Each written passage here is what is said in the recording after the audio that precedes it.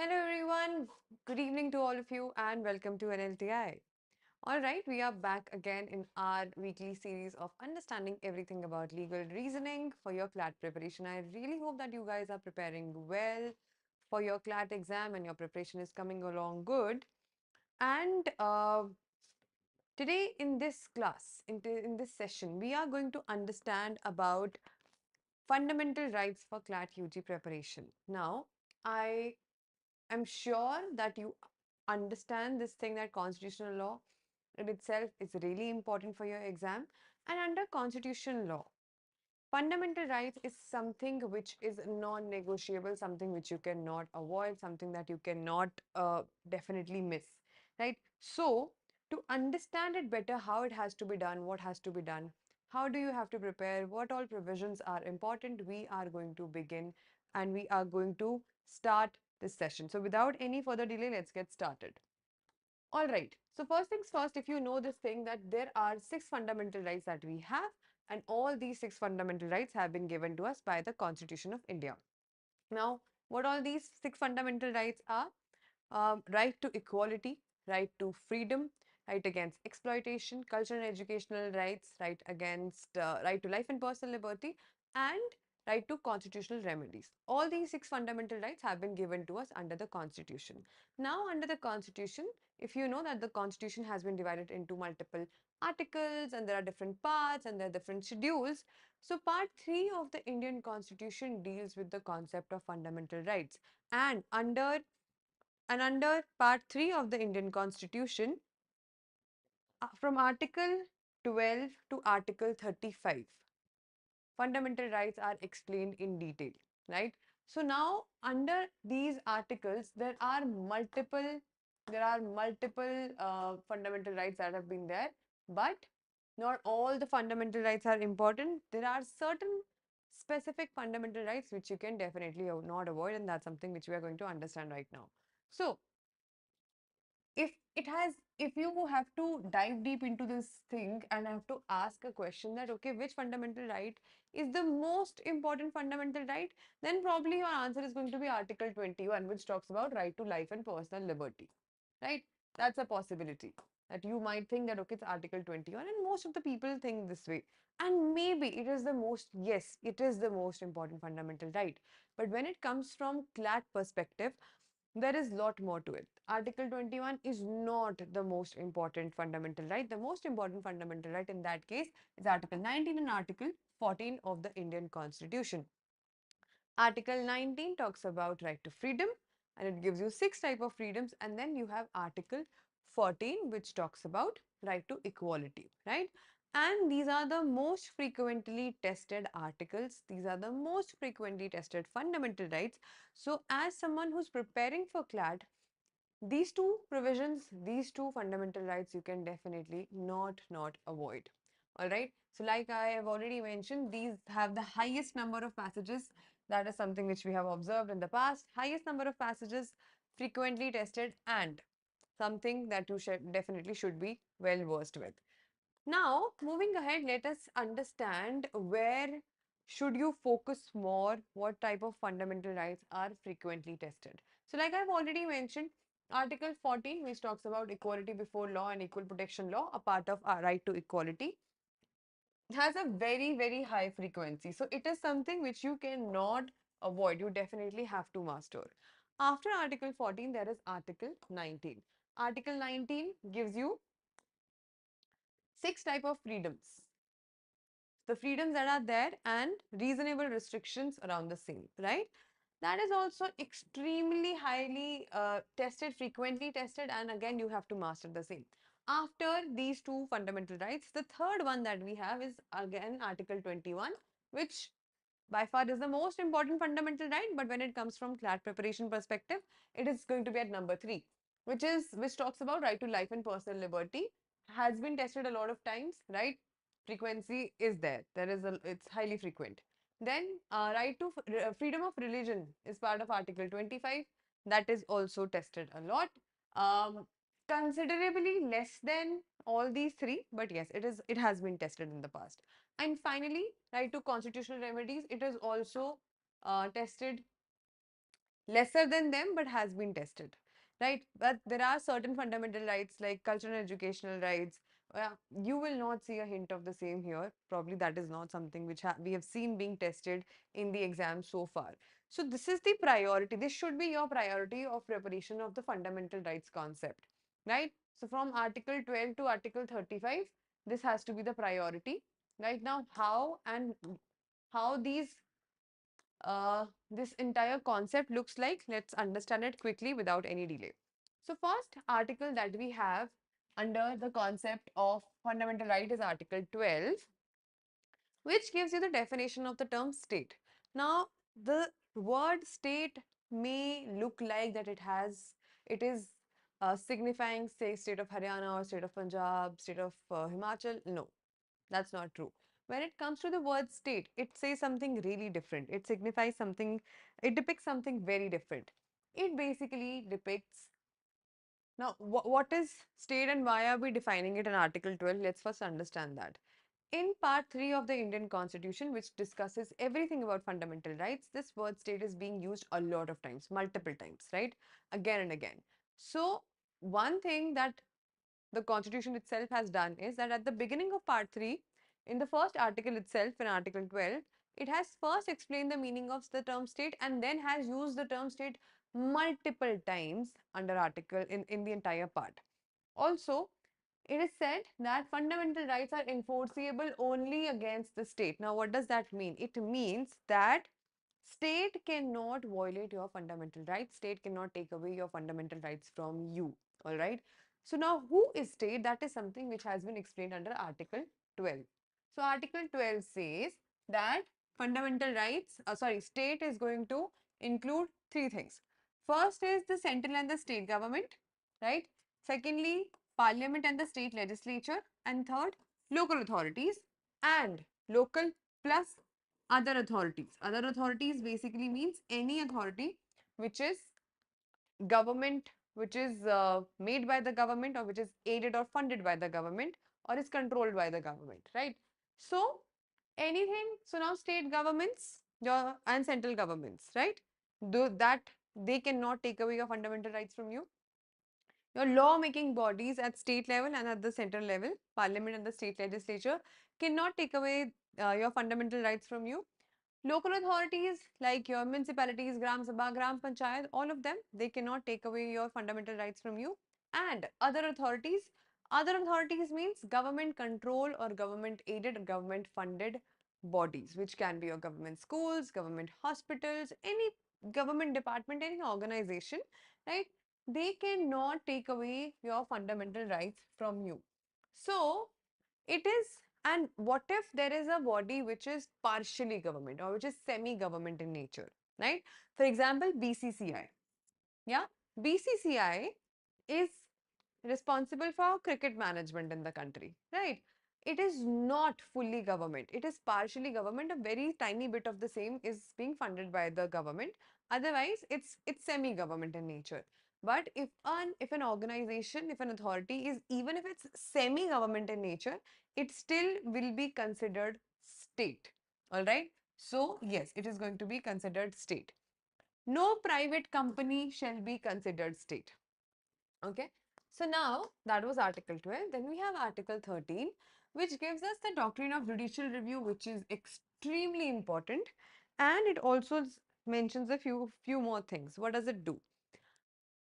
Article 13 tells us, so far we have not formally started with the fundamental rights, by the way, right? So what has happened here?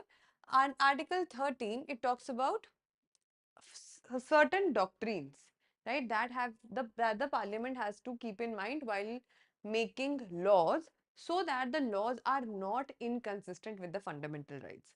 What are these doctrines?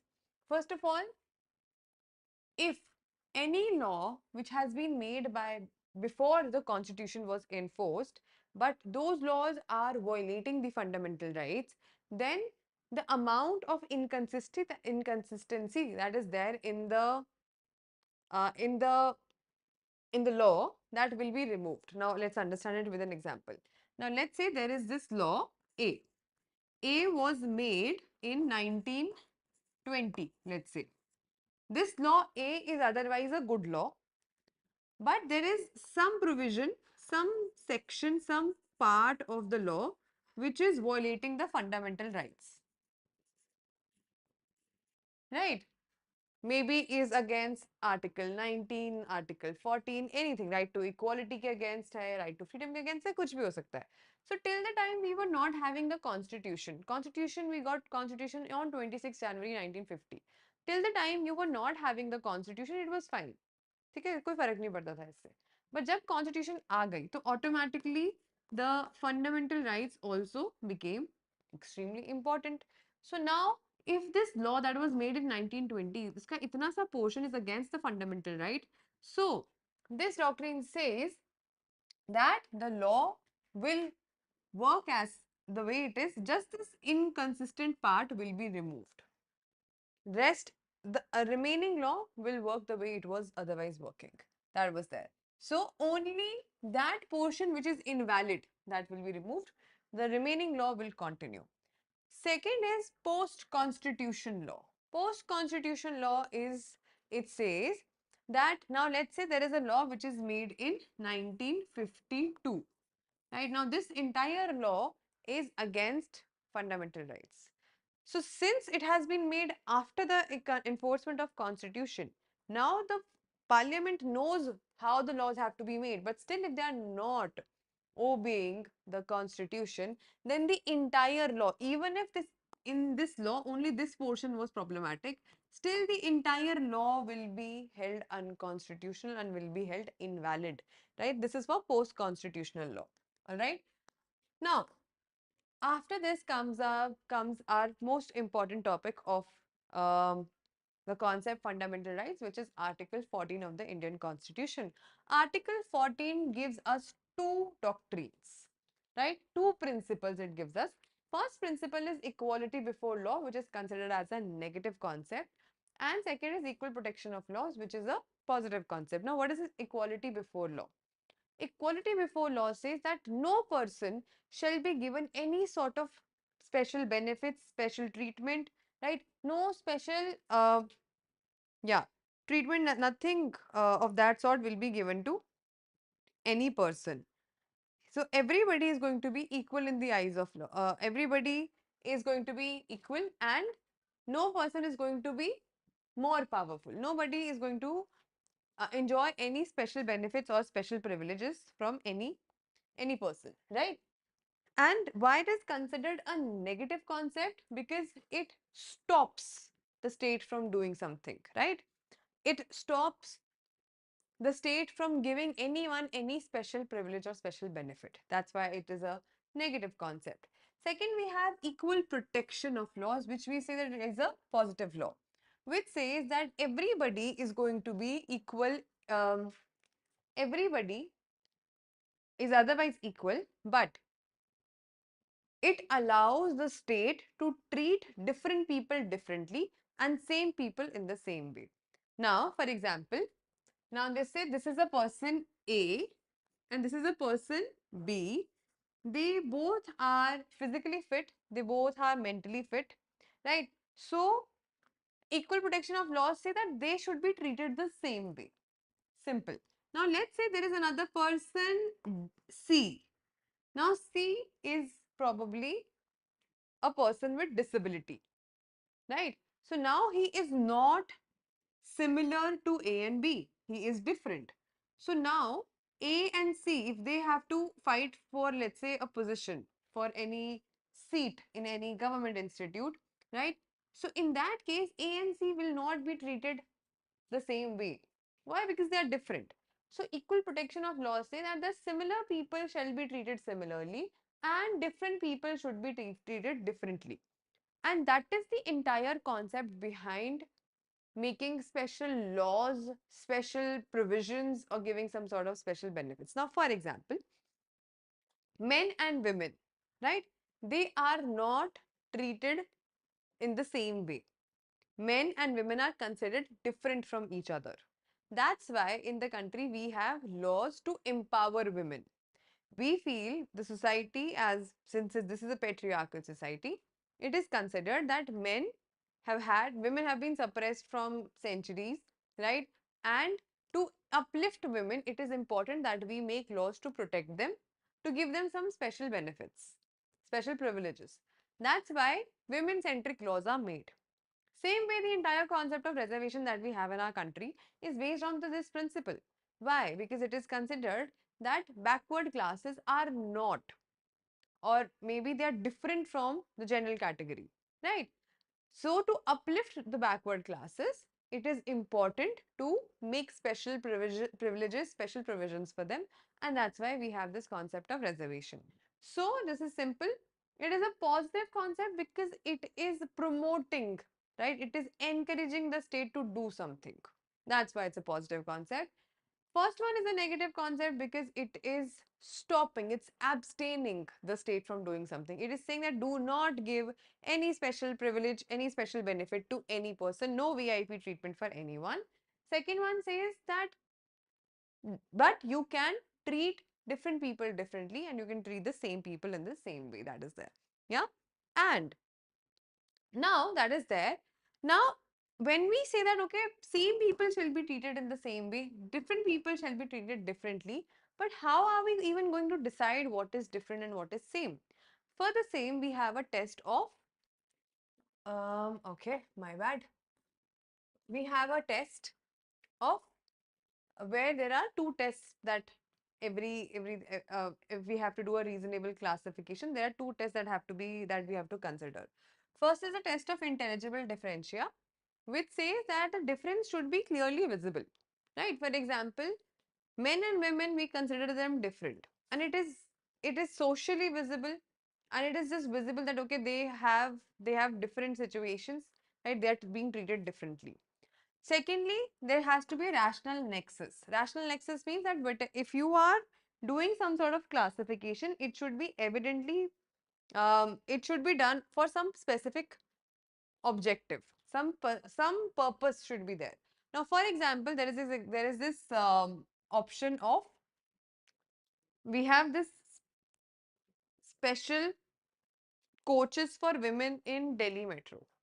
Right, there is a women coach in Delhi Metro. Now, this special privilege is given to just women. Men cannot go in that coach. Right, women can be in any part of the train, but men cannot go to that specific coach. Why? Because we have given special privileges to women in that case. Right? So now what is the intelligible differentia here? That the classification is done on the basis of gender, that women might not feel safe while traveling, while it might not be that of, they might be harassed, or there is a chances of eve teasing, anything of that sort. So just to make women feel safer, this discrimination has been done. Not discrimination, this classification has been done. Right? So it is evident that women are more likely to face harassment or incidents of eve teasing. So special privileges for women. What is the rational nexus? What is the objective behind the same?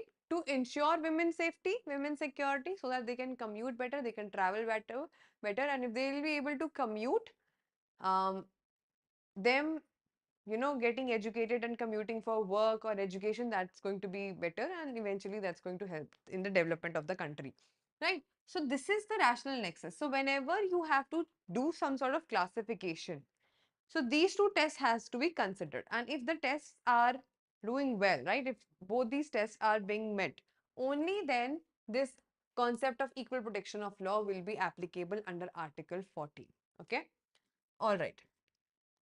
Then we have Article 19, which also is extremely important and is tested a lot of times, and it gives us 6 type of freedoms, right? As a citizen of India, you have 6 type of freedoms that are there with you all the time. First is freedom of speech and expression. So, as a citizen, you can express yourself the way you want in terms of words, gestures, something in writing, anything that you want to do, right? So, nobody can take that away from you. And right to freedom of press, right? That is also covered under Article 19 only. Second, we have peaceful assembly. Assembly basically means to get together somewhere. So you have right to assemble, but it should be peaceful. Peaceful means that you should not be carrying any arms, no weapons. You should not be vandalizing the property. You should not be creating some sort of chaos. If you are getting together somewhere without arms, right, and you are not violating the restrictions that are there on public order, then you have the right to assemble. You have the right to get together. Okay. Third is right to form associations. So now you might have heard of these terms. There are labor unions, there are truck unions, right? All these trade unions are there. So you are allowed to make such unions, some clubs, right? All of these, as a citizen, you have the right, you have the freedom to do the to do the same. And then you have freedom of movement. You can move anywhere throughout the country without any restriction, without any there are no there are nobody can stop you from traveling to a certain part of the country, right, unless there are some restrictions which we are also going to understand in a way. But now let's say you live in Delhi but you want to go to Bangalore just for chilling. You can do that. Apart from your parents, I don't think anybody can stop you, right? So otherwise the constitution allows you to allows you the same. Your parents might not allow you, that's a separate story. Then right to residence. Now if you are, let's say, if you're someone who's from Punjab, but if you want to settle down in Delhi or if you want to settle down in Bombay, nobody's going to stop you from doing that. If they do so, then it is against your right to freedom of residence, right, which has been given to you under Article 19. Then we have freedom of profession. So you have the right to practice the profession that you want to do, right? So if you want to practice any job, any profession, any trade, any business that you want to do, that you can do apart from your parents, again, nobody can stop you. So the constitution gives you these six freedoms, and these six freedoms are given to us under Article 19, which talks about right to freedom. Okay. Now, under right to freedom and under these yes. So now, one more very important thing is that you have these freedoms, but these freedoms are not absolute. Okay, these are not absolute. There are some restrictions on the same. So, which means that these powers are not unlimited powers. There are some limits to the same. There are some restrictions on the same, and it is important for us to understand. Now, what are the restrictions? So, um,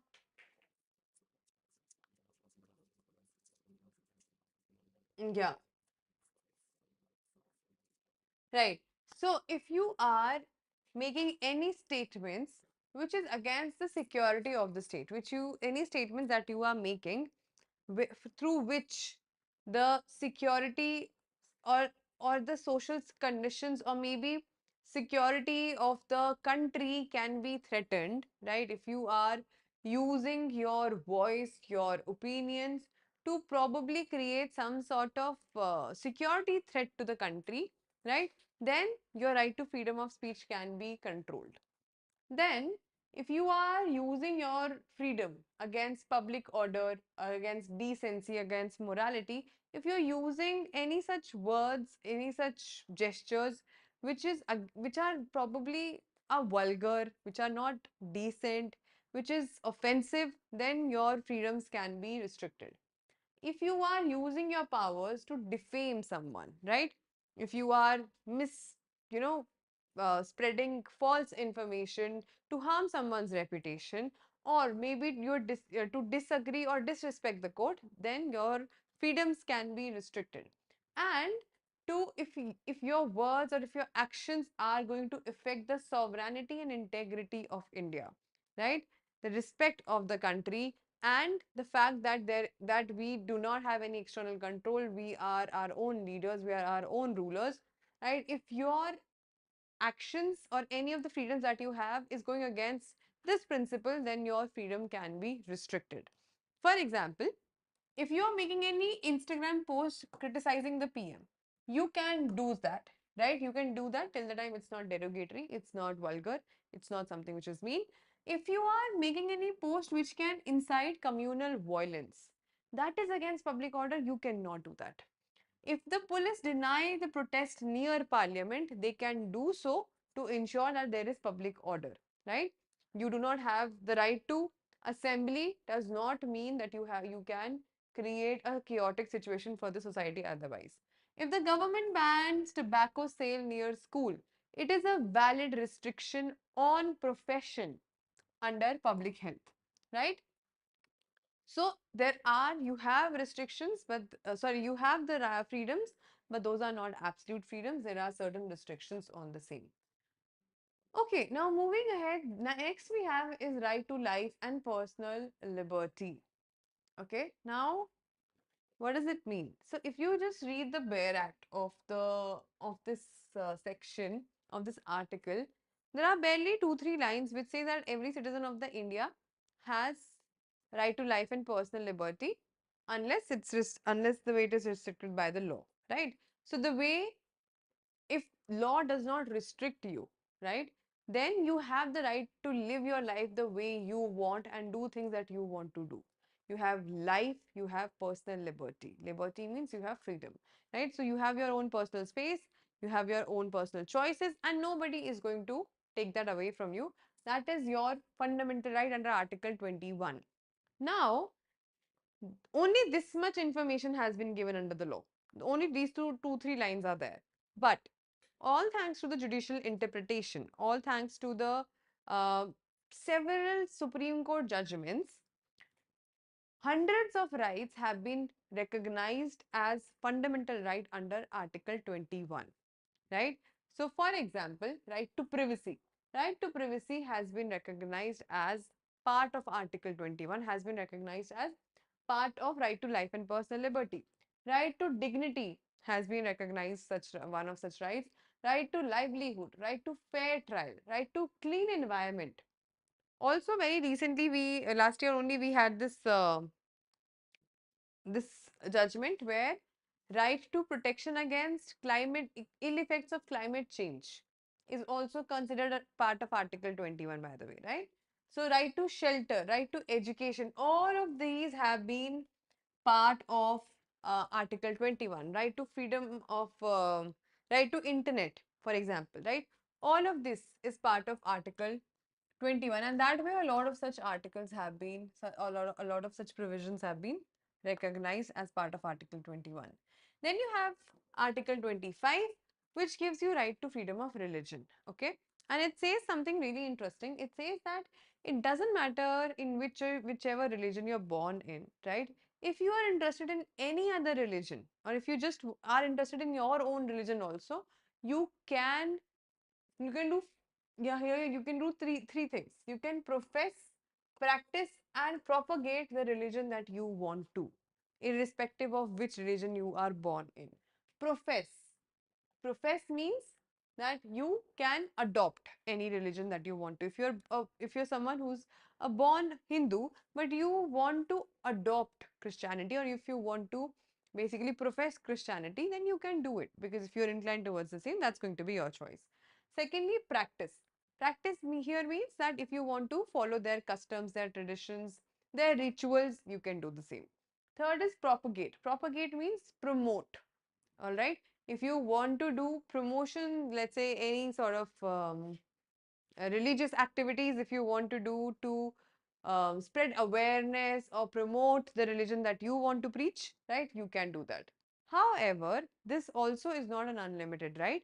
There are some restrictions that while professing, practicing, and propagating the religion that you want to, you have to keep in mind public order. Public order means that you do not have to disturb other people in the society, all right? You have to keep in mind morality. Morality means that you do not have to hurt religious sentiments of other religions while professing, practicing, or propagating your own religion, and it should not be against health, right? It should not be against your own health, health of other people, health of the society, no. And while doing anything, you have to also respect the other fundamental rights. For example, animal sacrifice ban, okay? It was a ban that has been put, and it has been considered as a valid restriction. Why? Because it is against public order and it is against morality as well, right? So that was Article 25 talking about freedom of religion. The next we have is Article 32, very important, which talks about right to constitutional remedies, and the powers under Article 32 is just with the Supreme Court. It is also known as heart and soul of the Indian Constitution by Dr. B.R. Ambedkar, right? He mentioned it. Now, under this, there are several. So now, what is basically the purpose behind the same? It says that you have a lot of fundamental rights and there's a possibility that state might violate your fundamental right. Now, if state violates your fundamental right, then as a citizen, you can approach the court to seek justice. And that is also a fundamental right of yours, right to constitutional remedies. So, the fundamental right of constitutional remedies is basically what happens when when the state violates your fundamental rights. So, what you can do as a citizen is that you can approach directly the Supreme Court under Article 32 and High Courts under Article 226, right? You can approach directly the Supreme Court or High Court for enforcement of your fundamental rights, and you can approach the court through writs, right? Writs are some sort of petitions which you file when your fundamental rights are breached. So now there are five type of writs which are extremely important. Okay, five types of writs are there, and what all those writs are and what does that mean? Let's quickly understand. First writ is the writ of habeas corpus, which means produce the detained body. So if state, which means any government authority, for example police, if they detain any person without any valid reason and they detain him for more than 24 hours, let's say, right? The police is not allowed to arrest anyone without presenting him in front of the magistrate for more than 24 hours, right? So now let's say there have been 72 hours and the person has not been produced before the magistrate, has not produced before the court, and is still detained, then that person or his relative or any of his family member or his friend can approach the court directly under habeas corpus, where the court is going to order the state or the public authority to produce that person that has been detained. That's habeas corpus. Second writ is mandamus. Mandamus means command to perform duty.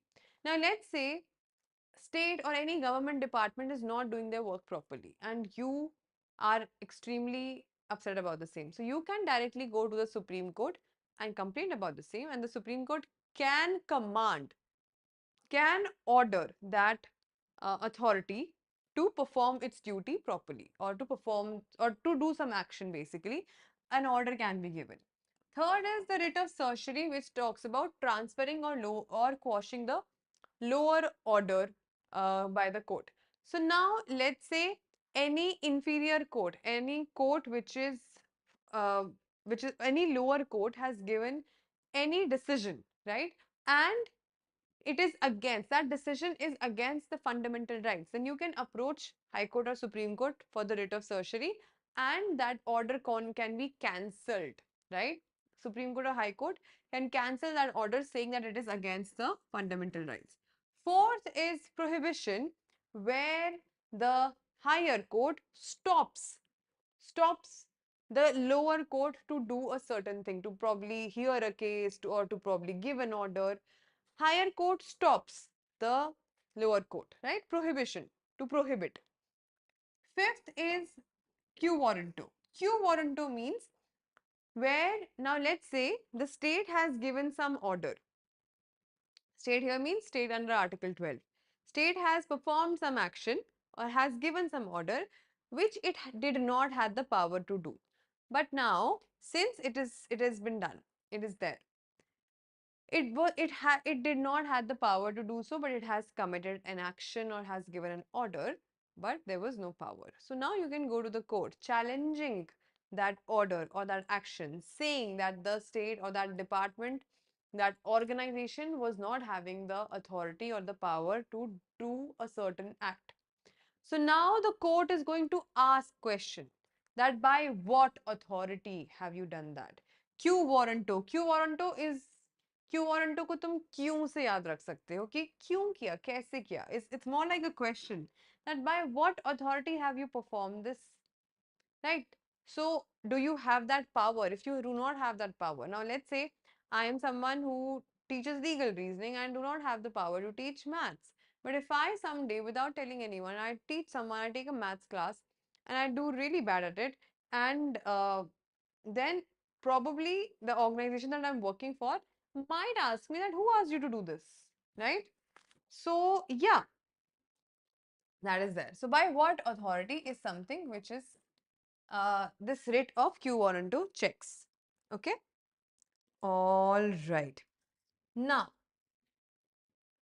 yes. So whenever it has to be about attempting questions, right?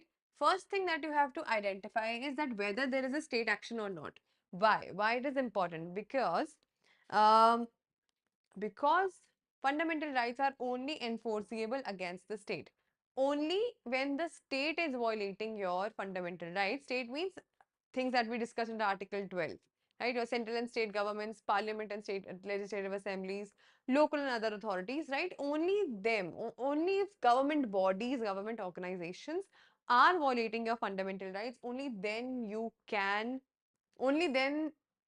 this entire scenario will be applicable. So first thing is that whenever you have a passage with you in hand and whenever you have to answer a few questions which are related to fundamental rights, first thing that you have to identify is whether there is any state action or not. If not, now let's say any private body has violated your fundamental rights, any individual has violated your fundamental rights, then this is not going to be applicable. So state action has to be identified. If the state action exists, the next thing that we have to identify is that which fundamental right has been violated. So which article is going to be applicable? That's something which has to be checked. All right. Third, does it fall on a listed reasonable ground? Right. So the restriction, if any restriction is applicable, any reasonable restriction is applicable on that or not, that has to be tested. And based on this, first you have to check these three things, and based on the same, then you finally have to answer the questions which are going to be about fundamental rights. Okay. So yes, these are the most important provisions for fundamental rights. And yeah, if you have any further questions about what all we have discussed so far, you can quickly let me know. I can see if there are any questions.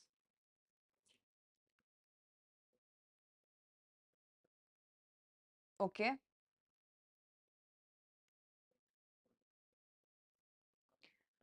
All right. If no further questions, then we'll wrap the live for today. Thank you so much, everyone, for joining. I'll meet you all next week with some more informative content. Thank you so much, everyone, for joining. I'll see you all. Bye. Have a great weekend ahead.